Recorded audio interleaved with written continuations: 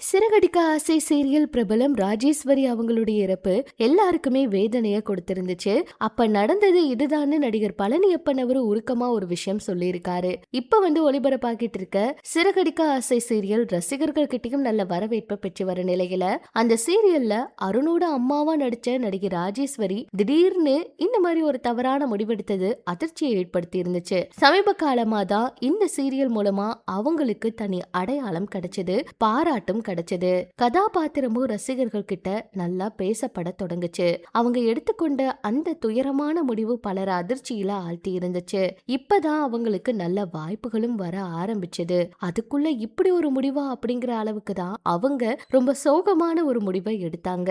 ராஜேஸ்வரி அவங்களுடைய வாழ்க்கையில கடைசி நாட்கள் ரொம்ப முக்கியமான நாட்களா இருந்ததா சொல்லப்படுது. தன்னுடைய மகளோட பூப்புனித நீராட்டு விழாவை நடத்துவதற்கான ஏற்பாடு எல்லாமே அவங்க செஞ்சிருக்காங்க.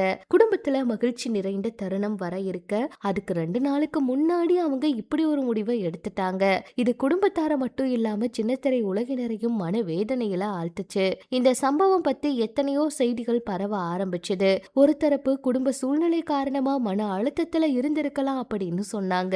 சீரியல் வேலையில ஏதாவது பிரச்சனை இருந்துச்சா அப்படிங்கிற சந்தேகத்தையும் எழுப்புனாங்க. அதிகாரப்பூர்வமா இதுவரைக்கும் அவங்கள பத்தின எந்த செய்தியும் வரவே கிடையாது.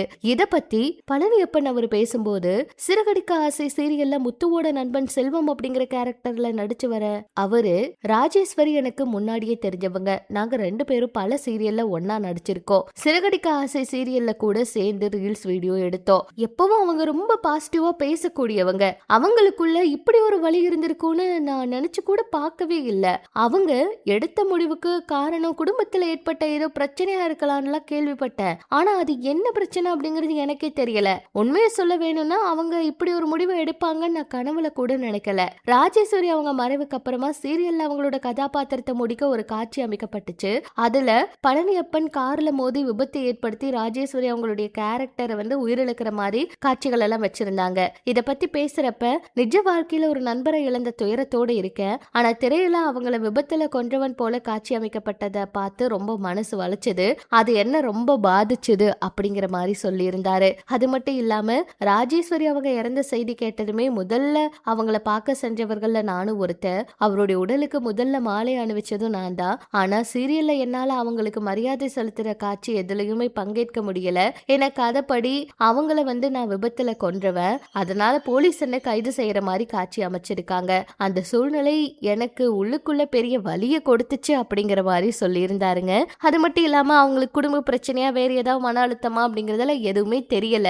ஆனா ரொம்ப பாசிட்டிவா எப்பவுமே நல்ல நண்பர்கள் போல பேசுவாங்க. எல்லார்கிட்டயும் ஷேர் பண்ணி இருந்தாங்கன்னா சரியா இருக்கும் அப்படிங்கிற மாதிரி தான் அவர் சொல்லியிருந்தாரு.